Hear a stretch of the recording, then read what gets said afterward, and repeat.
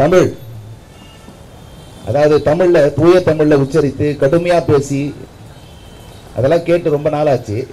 அந்த மேடையை பார்த்து எனக்கு ரொம்ப ஆனந்தமாயிருச்சு. வந்ததுமே ஒரு சிறப்பாக எனக்கு முன்னாடி ஒரு அழகா பேசிட்டு இருந்தாரு சூப்பரா. அந்த வீரமிக்க தமிழர்களுக்கு பல போராட்டங்கள் நடத்த தெரியும். ஆனாலும் இந்த 2 கோரிக்கைகள் வந்து மிக உன்னதமான கோரிக்கை, காலத்திற்கு ஏற்ற கோரிக்கை. இதை கையில் எடுத்துக்கொண்டு செயல்படுகின்ற இந்த வழக்கறிஞர்கள் செயற்பாட்டு குழு என்று பொதுவாக பெயரிட்டுக் கொண்டாலும் அதில் உள்ள ஒவ்வொரு நபர்களையும் எனக்கு தெரியும். அவர்களுடைய வீரம் தெரியும், அவருடைய திறமை தெரியும், அவருடைய தைரியம் தெரியும், எல்லாம் தெரியும். அதனால நிச்சயமா இந்த போராட்டம் நிச்சயமாக வெல்லும். இன்றைக்கு இந்த 5 தினம் போராட்டம், தொடர் முழக்க போராட்டத்தை ஒரு நிறைவு செய்கின்ற போராட்டமாகத்தான் இது இருக்கிறது. இதற்கு அடுத்து வேறு வடிவத்திலே போராட்டத்தை செல்வார்கள்.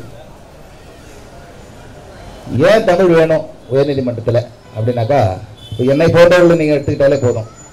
நம்ம பேசுறது இங்கிலீஷான்றது உங்களுக்கு எல்லாருக்கும் புரியும். நம்ம அவ்வளவுதான் பேச முடியும். ஏன்னா நம்ம வளர்ந்த சூழ்நிலை அப்படி. சரி, தமிழ் நல்லா தெரியுமானா அதுவும் தெரியறதுக்கு வாய்ப்பு இல்லை. உங்களை மாதிரி கூட நல்ல தூய தமிழ்ல பேசுவதற்கான வாய்ப்பு இல்லை. கலப்பில்லாம பேசுறது இப்பதான் வந்து கத்துக்கிட்டோம். பட் இருந்தாலும் தாய்மொழியை நம்ம பேசும்போது எந்த ஒரு விஷயத்தையும் சுலபமா நம்மளால கன்வே பண்ண முடியும். அது வந்து வழக்காடுகளுக்கு மிகுந்த பயனை கொடுக்கும், வழக்கறிஞர்களுக்கும் பயனை கொடுக்கும். நேரத்தை விரயம் பண்ணாம, அந்த நான் சொல்லும்போது கூட சொல்ல விக்ஸ் மாத்திரையை சுத்தி சுத்தி எழுதுற டாக்டர் மாதிரி நாம வந்து சொல்ல வேண்டிய விஷயத்த நேரடியாக சொல்லாம சுத்தி சுத்தி சொல்லி அது கேட்கறவங்களுக்கும் புரியாம சொல்றவங்களுக்கும் புரியாம அது ஏதோ ஒன்று சொல்ல போய் ஏதோ ஒன்று நடக்கிற மாதிரி ஒரு சூழ்நிலை இப்ப இருக்கா இல்லையா நம்ம எல்லாருக்கும் தெரியும், இருக்குது.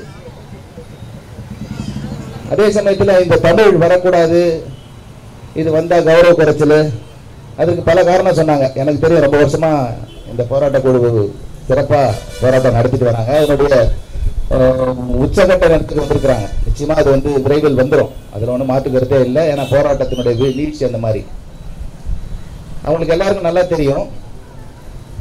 ஏன் வந்து இந்த தமிழை வந்து உயர்நீதிமன்றத்தில் வர வைக்க கூடாது அப்படின்னு காரணமா சொல்லப்பட்டதுன்னு கேட்டீங்கன்னா, இன்ஃப்ராஸ்ட்ரக்சர் இல்லை, கட்டமைப்பு வசதிகள் இல்லை, சட்ட புத்தகங்கள்லாம் தமிழ்ல இல்லை. இது எப்படி நீங்க வந்து தமிழ்ல நீங்க ஆர்கியூ பண்ணுவீங்க? இங்க ஆர்கியூ பண்ணி தமிழ்ல தீர்ப்பு வந்துச்சுனாக்கா இது மேல சுப்ரீம் கோர்ட் போச்சுன்னா எப்படி நீங்க இது பண்ணுவீங்க? எல்லாமே இங்கிலீஷ்ல டிரான்ஸ்லேட் பண்ணணும்ல. இப்படி பல பல பிரச்சனைகள். எது எப்படி இருந்தாலும் ஒரு நல்ல தீர்ப்பு வரணும்னா அது அவங்க தாய்மொழியில பேசும்போது தான் கிடைக்கின்றது. எந்த விதமான மாற்று கருத்து யாருக்கும் இருக்க முடியாது. கட்டமைப்பு வசதி, இந்த சட்டத்தில் இந்த சிக்கல் இருக்கு. இது வந்து சுப்ரீம் கோர்ட்டின் கன்சல்டேஷன்ல தான் இது வந்து அப்ரூவ் பண்ணணும். இதெல்லாம் வந்து ஒரு சப்பக்கட்டு தான். தமிழக அரசு எப்பொழுதுமே இந்த தமிழை உயர்நீதிமன்றத்திற்கு வழக்காடு மொழியாக அறிவிக்க வேண்டும் என்று சொன்னாலும் கூட, தமிழ்நாடு உயர்நீதிமன்றம் என்று அறிவிக்க வேண்டும் என்று சொன்னாலும் கூட பல தீர்மானங்கள் நிறைவேற்றி அது வந்து அனுப்பப்பட்டு இங்க இருக்கிற நம்மளுடைய கொலிஜியம் ஜட்ஜஸும் சரி இல்ல ஃபுல் கோர்ட்டும் சரி அதுக்கு ஒரு ஆதரவு தெரிவித்து போன சூழ்நிலையிலும் கூட அது இன்றைக்கும் வரவில்லை என்று சொன்னால் அதற்கு காரணம் என்னன்னு சொன்னா, எனக்கு இப்படிதான் தோணுது. அதாவது உச்சநீதிமன்றம் இருக்கு, அதனுடைய கிளை எங்கன்னா தமிழ்நாட்டில் வைங்க இல்ல சவுத் இந்தியாவில் வைங்கன்னு சொன்னாக்கா, உச்சநீதிமன்றத்தில் இருக்கிறவங்களுக்கு அது ஒரு கௌரவ குறைச்சலா இருக்கு. உச்சநீதிமன்றத்தில் வாதாடி பெரும்பணம் ஈட்டுபவர்களுக்கு அது வந்து பெரிய சிரமத்தை கொடுக்கும். உச்சநீதிமன்றம் சாதாரண மேஜிஸ்ட்ரேட் கோர்ட் மாதிரி ஆயிடும், எல்லாரும் போற மாதிரி ஆயிடும். அப்படின்ற ஒரு சூழ்நிலையில அது எப்படி இங்க வரவிடாம பண்றாங்களோ அதே மாதிரி இந்த தமிழ்ல 4 பேர் பேச ஆரம்பிச்சிட்டாங்கனாக்கா நமக்கெல்லாம் வருமானம் போயிடும், நம்மளெல்லாம் வந்து யாரும் என்கேஜ் பண்ண முடியாம போயிடும் அப்படின்னு நினைக்கின்ற ஒரு சிலர் இதை தடுப்பதற்கான வாய்ப்பை ஏற்படுத்தி இருக்கலாம். அவர்கள் யாருடன் தொடர்பு வைத்திருந்திருக்கிறார்களோ அவர்கள் எல்லாம் வந்து இந்த மாதிரி ஒரு சப்ப காரணம் காட்டி இது இல்லை, இதெல்லாம் பண்ண முடியாது, இதெல்லாம் ரொம்ப கஷ்டமாகி போயிடும், இப்போ நாளைக்கு யார் வேணா வந்து பேச ஆரம்பிச்சிருவாங்க, இந்த ஒரு சட்டத்தினுடைய நீதிமன்றத்தினுடைய மாண்பு கட்டு போவோம், இப்படிலாம் ஏதாவது ஒரு பொய்யான காரணத்தை சொல்லி தடை பண்றாங்களோ அப்படின்னு நமக்கு ஒரு சந்தேகம் இருந்துகிட்டே இருக்கு. பட் எது இருந்தாலும் எல்லாருக்கும் பொதுவாக ஒன்று சொல்லிக்கிறது என்னன்னாக்கா, இந்த தமிழ் என்பது உலகத்திலே தோன்றின முதல் மொழி என்று எல்லோருக்கும் தெரியும். அது யாருக்காவது மாற்று கருத்துக்கான்னு தெரியல. எந்த மொழியா இருந்தாலும் தமிழ் மொழி தான் உலகத்திலே முதல்ல தோன்ற மொழி. அது வந்து அழிக்கப்பட முடியாத ஒரு மொழி.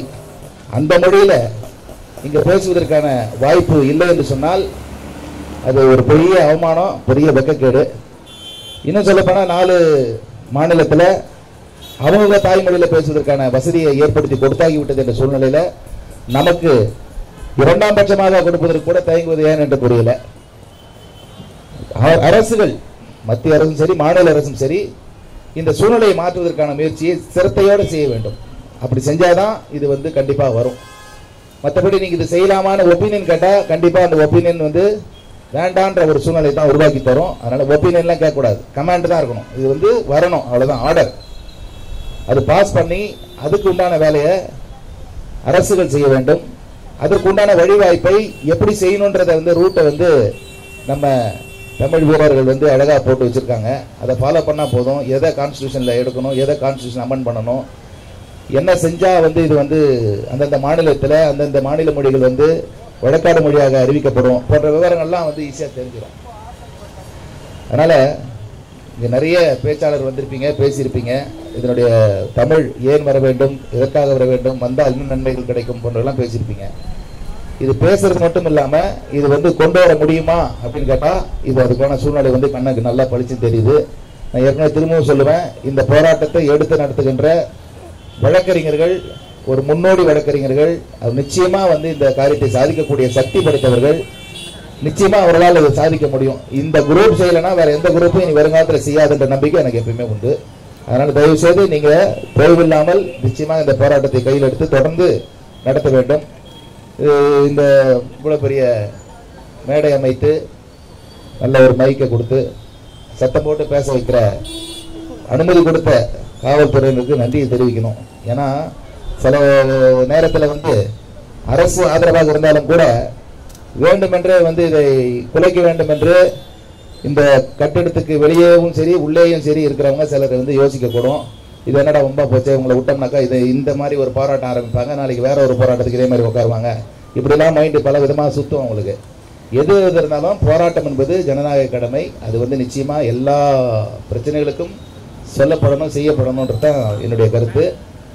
அதனால யாரும் இதை கண்டு அஞ்ச தேவையில்லை. இது தமிழ் உணர்வாளர்களுடைய ஒரு போராட்டம், தொடர் முழக்க போராட்டம். இந்த போராட்டம் நிச்சயமாக வெற்றி பெறும்.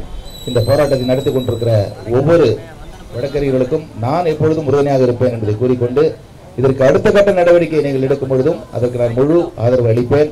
என்னால் முடிந்தவரை நான் இருக்கும் வரை இந்த உயர்நீதிமன்றத்திலே தமிழ் வழக்குமாடியாக வருவதற்காக பாடுபடுவேன். நான் இருக்கும் பொழுதே இந்த வழக்காடு மொழியாக தமிழ் வரும் என்பதிலே எனக்கு நம்பிக்கை இருக்கிறது. தமிழ்நாடு உயர்நீதிமன்றமும் என்று பெயர் மாற்றம் நிச்சயமாக ஏற்பட்டால் ஒரு அடையாளமாக அது திகழும். இந்த சமயத்தில் அது விட்டுட்டோம்னா எப்பயும் வராது.